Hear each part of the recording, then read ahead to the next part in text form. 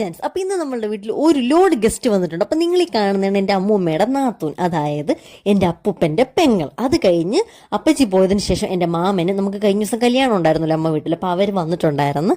ചെറുക്കനും പെണ്ണും കുറച്ച് ഗസ്റ്റൊക്കെ വന്നിട്ടുണ്ടായിരുന്നു. അപ്പം അങ്ങനെ അവർക്കൊക്കെ ഞാൻ ആദ്യമേ നാരങ്ങ വെള്ളം ഉണ്ടാക്കി കൊടുക്കുവാണ് ജെൻസ്.